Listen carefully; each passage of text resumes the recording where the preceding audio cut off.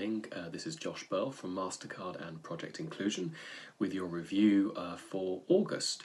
So what have we done in the past month? Well, we have accelerated the publication of various teaser interviews on our website and on various social media platforms in relation to the lifestyle and values banking project that we've been working on for the past few months. We're really excited about the response to these, and particularly the upcoming publication of the report and the availability of the full interviews on the EPA website as well.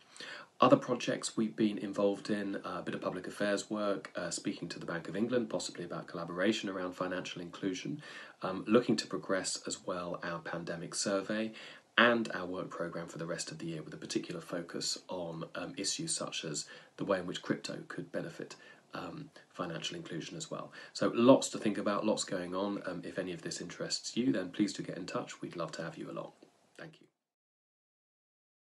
Hi everybody, my name is Kevin McAdam. I'm the project lead for the EPA International Trade. I just want to use a couple of minutes just to give you an update on where we are with the project. First of all, the great news is that we have now launched the International Toolkit. The first country that we have completed was Malaysia, and that is now available for people to look on the EPA website. It's a combination of giving people details about the country profile, right across from sort of a political point of view to an economical point of view, but also, about some of the key points about market entry.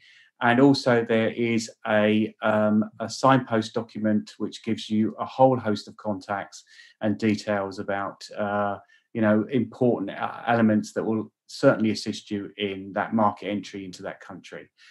We are now planning on doing another 5 countries. That will include the Philippines, Thailand, Vietnam, South Korea and Saudi Arabia, and they will be all ready by the end of September.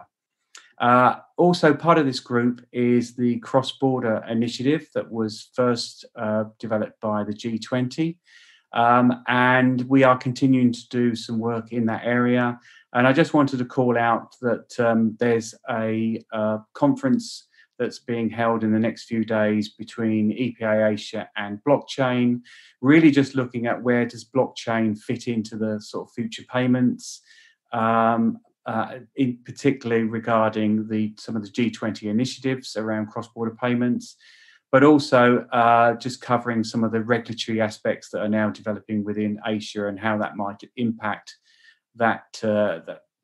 those areas as they go forward.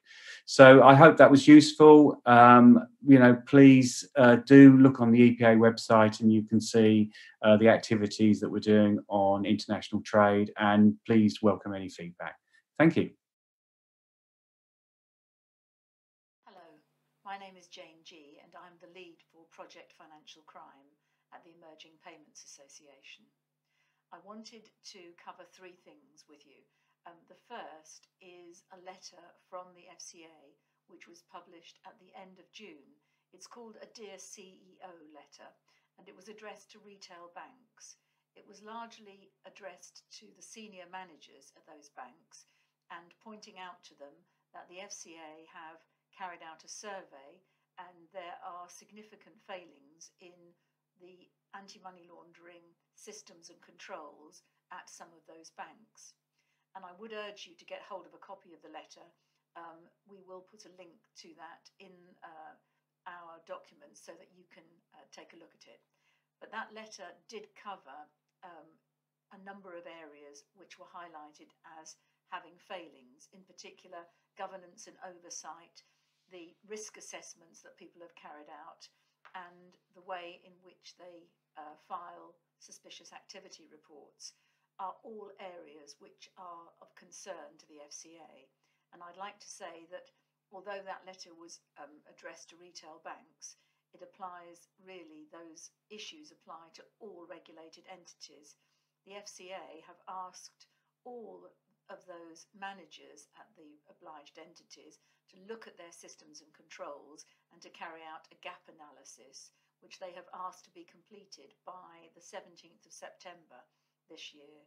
So I would urge you, if you haven't already looked at that, please look at the letter, please review your systems and controls and make sure that all of your systems and controls are fit for purpose.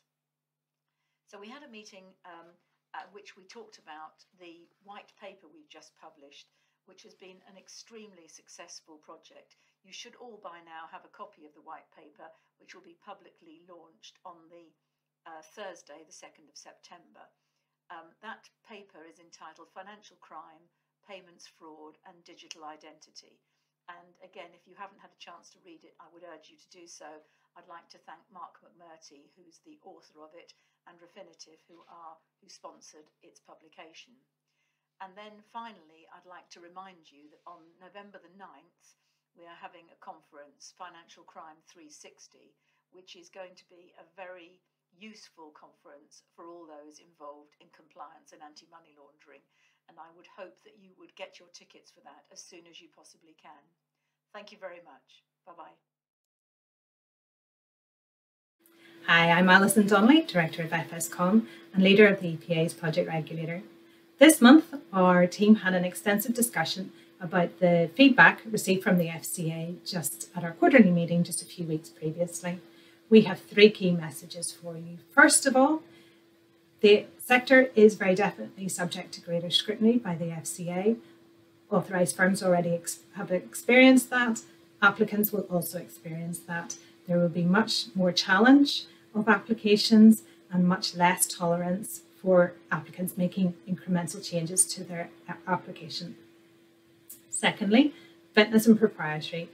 PSD and EMD individuals should have the appropriate skills, knowledge and experience to do the role that they are been tasked with doing, and they also need to have sufficient time to be able to do that. They'll have to justify that to the FCA at the application and quite possibly when you're authorised.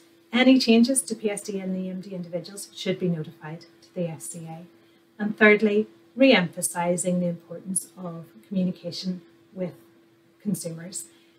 There's been an extensive exercise for e-money institutions to talk to their customers about safeguarding.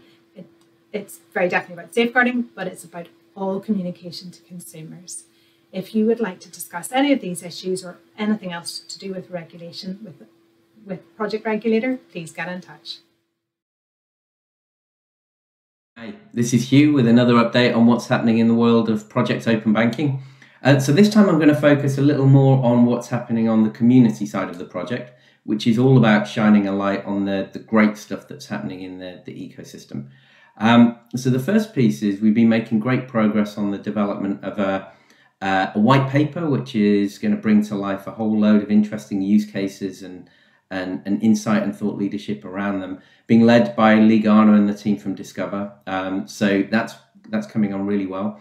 In support of that, we'll soon also be writing out to the EPA community asking for your input to a video, which again is looking at celebrating all of the great use cases that are out there and the good things that are happening. We're also working on the next podcast, which will be coming soon, so watch this space. And elsewhere in the ecosystem, there's been other really good stuff happening. So we've just seen the announcement of a really exciting event, the VRP Hackathon. So this is really an opportunity to demonstrate the art of the possible with this new variable recurring payments functionality. A massive game changer for payments. So it's being put on by some industry heavyweights. So UK Finance, Open Future World, MasterCard, Accenture, WorldPay, Volt, ourselves, Ozone. And yeah, keep an eye out because it will be an opportunity for the ecosystem to show what they can do and be lauded by the industry for their brilliance. So loads happening in the open banking space. Policy side, I'll update more on next time. So thank you.